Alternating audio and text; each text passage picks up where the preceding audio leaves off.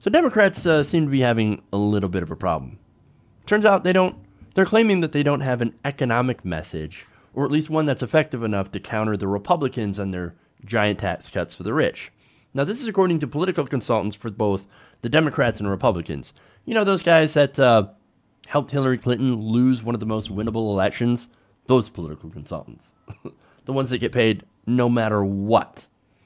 So, according to PAC, Priorities USA, they say the Democrats' edge may be eroding in the push to retake the House and Senate in November as they struggle to counter the GOP message. Now, what's the Republican message? Tax cuts. Oh, hey, look, you guys are getting tax cuts, and you're going to be able to bring home more money. Well, in reality, that hasn't necessarily materialized, right? I mean, there's been recent polls, one just recently, Morning Consult, that found that 25% of registered voters reported a pay increase. Only 25%. That's a quarter. Interestingly enough, in that poll, they found that more Republicans are likely to receive or to report receiving higher paychecks than Democrats. So you got some places or some people that are reporting, yeah, I got a little bit of a raise. I'm seeing a little bit of a bump. And then you've got those bonuses, and Republicans are claiming, oh, the tax cuts, they work, right? Oh, these are fantastic. Look, see, it's trickling down. That $1,000 bonus that you get, that is barely a dent in our bottom line. See, it's evidence that trickle down works. You should give more tax cuts to the rich. So, I don't know. I don't understand how you can not be able to counter that message. Any thoughts on that so far? Oh, sorry, I had to unmute my mic there for a second because my cat's going nuts for whatever reason. But I think yesterday was National Pet Day, and it went straight to her head. She's still like, it's still my day, right? And I'm like, calm down, I'm trying to do this thing. But so yeah, I mean, the Democrats, they don't have a counter economic message because they have the task of not just having a message that is counter to, hey, we're just going to help out the 1%, but they have to have that message that's donor approved. Yeah. And, and so they're proving who they actually serve. That tax cut, first of all, like, nobody favored it. It was grossly unpopular. But it went through anyway, and Democrats didn't really have much of an alternative for it because they can't come out and say, oh, well, we're going to do something that really benefits the middle and the lower classes because they don't want to piss off the 1% because that's who their donors are. Right. Democrats aren't even pro-union anymore as a whole. No. So, they've lost their footing as an alternative. They've lost their footing with the working class, and that's part of the reason why we get some of the policies we do. I mean, people sometimes come at me and come at the Jimmy Dore show too, like, oh, you guys are so hard on Democrats and blah, blah. It's like, well, yeah, that's because we realize that we realize the Republicans are repulsive. That's something we all already know. We all know that. So we need an actual alternative to them. And when you have no alternative other than, hey, we're not those guys, that's not going to work. We're seeing that time and time again. It's not working. Mm-hmm. So that's why these policies are going through that nobody likes. 90% of the country favored DACA, and Democrats flaked on it time and time again. And Republicans are going to get their way anyway. They're also going to get their way for this grossly unpopular wall that nobody wants. Why? Because there's been no alternative proposed. So, I mean, it's just more of the same nonsense. Right. So I want to go to how they're messaging, how the Democrats' failure to actually have a coherent message on this has actually impacted the popularity of the tax list. You said it was grossly unpopular, and that's true. Back when it was passed in January, it was at 37%. And then, I'm sorry, this was in December when it was 37%. It actually went up to 46% in January, and now 51% of Americans, according to a poll just released by the New York Times, approved of the tax law. 51% of Americans. Why? It's because the Democrats suck at messaging. They're not able to put out a coherent statement saying, look, this is why these tax cuts are bad. Yes, it will benefit you temporarily, but 83% of the benefits went to the top 1%. And those bonuses, Right. look, Nancy Pelosi said, oh, these bonuses are just crumbs. She's actually right about that, but she didn't frame it correctly, right? I mean, yes, they are crumbs, but you should point out that this is that this is less than 1% of their profit that they made from these tax cuts.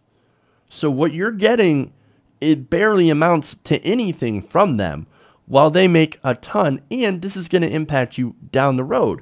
These are temporary. These are not permanent tax cuts. Tax cuts for the rich are permanent. And look at all these places that are firing people, that are laying people off.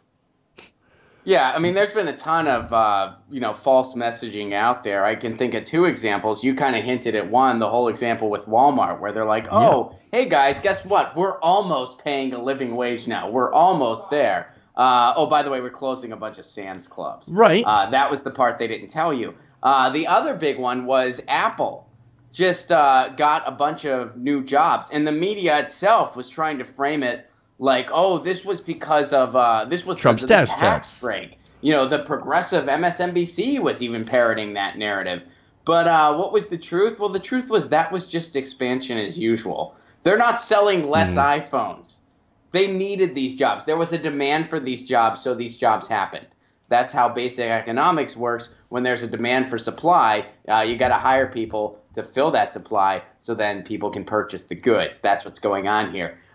So that was, and the CEO admitted that because they put the CEO on the spot. I forget the gentleman's name off the top of my head, but they put him on the spot. They were like, oh, well, is this because of the tax cut? And he faced a moral dilemma. He faced the dilemma of saying, gee, I like this tax cut, so I kind of want to tell the American public what they want to hear. But then he faced the other dilemma of, but I also don't want to not take credit for my company doing well. It's very clear that we had this demand because our company is expanding and doing well and people are buying the products. So shit, what a dilemma. As a corporatist, what a dilemma I face. Right. Telling the people what they want to hear so I can continue to get my bullshit tax breaks versus not giving myself credit and not giving my company credit. Mm-hmm. What a moral dilemma that you and I will never have to worry about in our lives, Jeff. But right. So this guy, he kind of gave a little wishy-washy explanation, but if you read between the lines, he was basically saying, oh, this would have happened regardless. So there's a lot of mismessaging going on here, and you can even look at Trump's State of the Union. He was saying all this nonsense in his war rally, which is essentially what that State of the Union was. And there was nothing to counter his bullshit.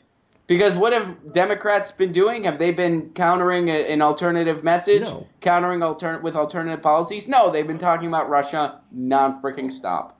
I was going to go to that next, but another thing that they have not pushed back on is the idea or the fact that these companies are doing nothing but stock buybacks, which is creating an inflation in the stock market, which we just had a giant correction in. And, so that's why the stock market's been fucking crazy. So it hasn't actually been creating real wealth. It's just been going to people on Wall Street to gamble on Wall Street. So it hasn't been going to your pockets. People would have been much, much better served if you actually had a living wage, right? So if these companies came out and said, you know what, we're doing so good, we're going to go share it with our workers, not by giving $1,000 bonuses to people who've been there for 20 years, in case Walmart, or meet some other crazy threshold like a lot of these other companies have actually done. We're going to raise our workers' pay.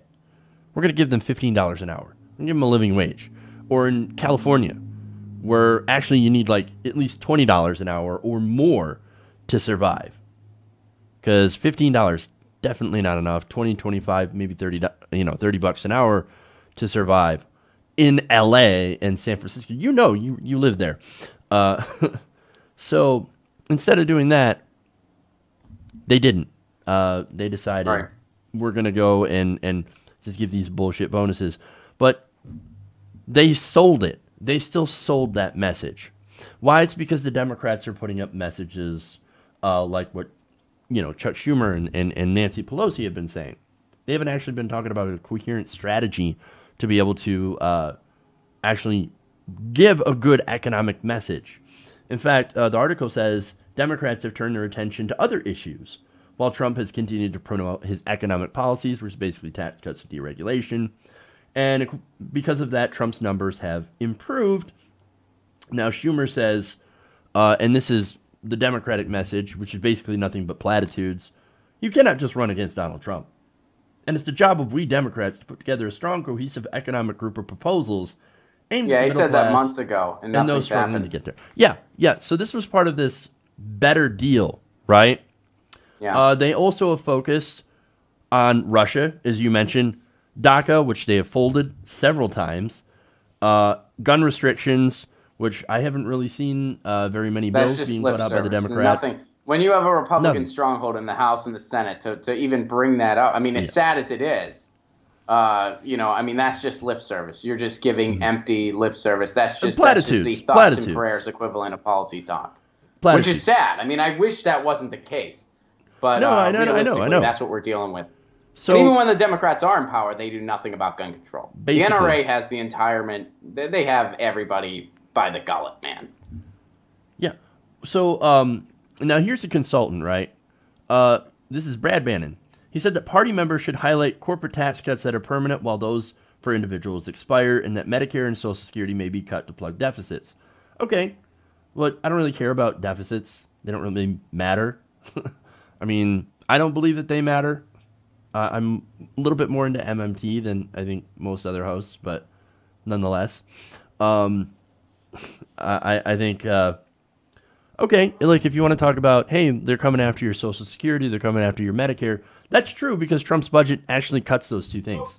And it also massively cuts Medicaid, but also, other than just highlighting, oh, look at the terrible things the Republicans are going to do, okay, that's fine, but what are you going to do? Are you going to expand Social Security like is incredibly popular? That's Bernie Sanders' proposal. Nothing. We haven't heard anything on that. What about raising the minimum wage to a living wage? We haven't heard anything about that because, as you alluded to in the first part of the segment, this is not donor approved. This is not donor friendly. Any good popular populist message that the Democrats could take and win on, they are not going to do because it is not friendly towards the donors. And that's sad. So, I mean, the only message, and you know what, to kind of sum this up in like one kind of theme, it's like one of those things, like you can't just give somebody something to vote against. You need to give them something to vote for. When all you give people is something to vote against, you will find out that you are less than 2 percentage points more popular than a pedophile. That's how uninspiring you are. Hey everybody, thanks for watching this video. If you want to see more like this, please hit the subscribe button below. And if you want to support truly independent progressive media, please consider becoming a patron at patreon.com/TYTNation.